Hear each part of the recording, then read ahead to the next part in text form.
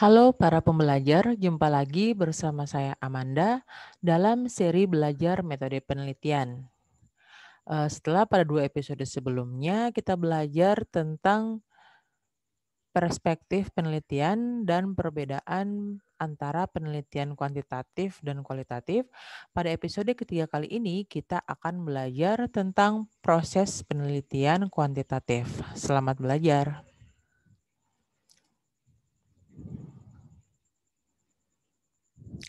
Seperti telah kita ketahui bahwa penelitian itu pada prinsipnya adalah menjawab masalah.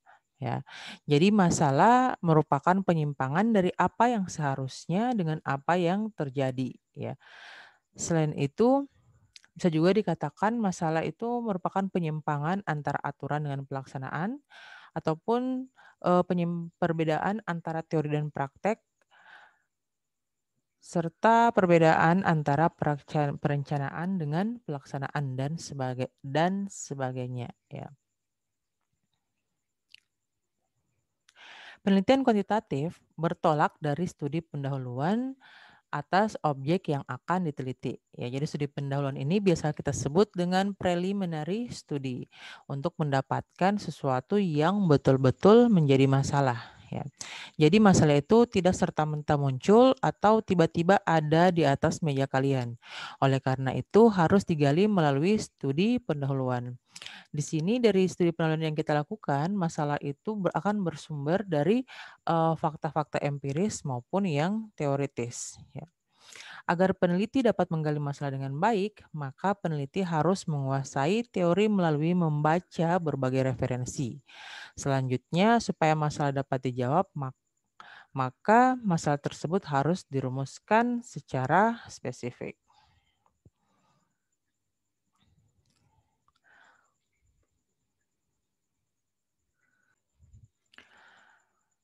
Nah, dari mana rumusan masalah ini bisa kita peroleh?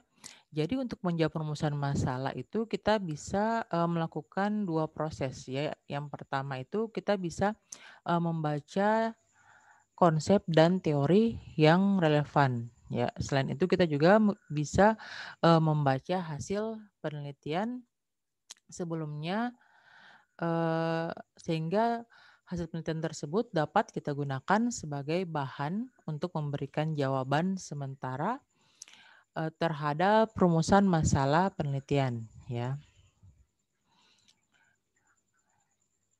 Nah, jadi kalau jawaban terhadap rumusan masalah yang baru itu kita dasarkan pada teori dan didukung dari penelitian yang relevan, tetapi belum ada pembuktian secara empiris atau faktual, maka jawabannya itu disebut hipotesis. Nah, nanti hipotesis inilah yang akan kita buktikan lewat penelitian yang mau kita adakan. Ya, nah, di sini dalam pengajuan hipotesis kita bisa menggunakan prinsip deduksi ataupun prinsip induksi ya, yang mana deduksi itu berarti kita menggunakan prinsip dari hal yang bersifat umum ke hal yang bersifat khusus, sementara kalau induksi dari yang khusus ke yang umum. Nah, pada hipotesis ini, hipotesis kita itu harus menyatakan praduga terhadap hubungan antar variabel. Nah, kalau kita sudah punya hipotesis, kita akan memilih metode, strategi atau pendekatan, serta desain penelitian yang sesuai. Di sini pertimbangan ideal untuk memilih metode itu adalah tingkat ketelitian data yang diharapkan dan konsistensi yang kita kehendaki. Sedangkan pertimbangan praktisnya adalah tersedianya dana, waktu, dan kemudahan yang lain. Dalam penelitian kuantitatif, metode penelitian yang dapat kita gunakan diantaranya adalah metode survei, ex post facto, eksperimen, evaluasi, ataupun juga penelitian tindakan. Ya. Nah, setelah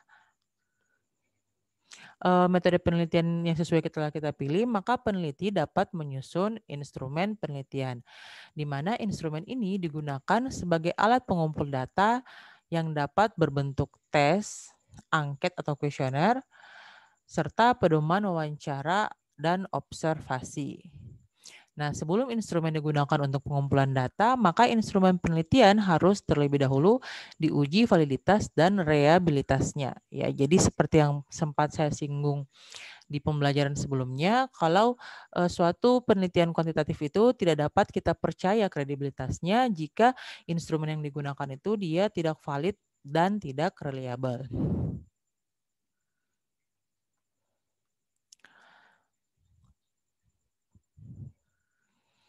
Nah, setelah kita sudah punya instrumen, proses yang kita akan lakukan selanjutnya adalah mengumpulkan dan menganalisis data.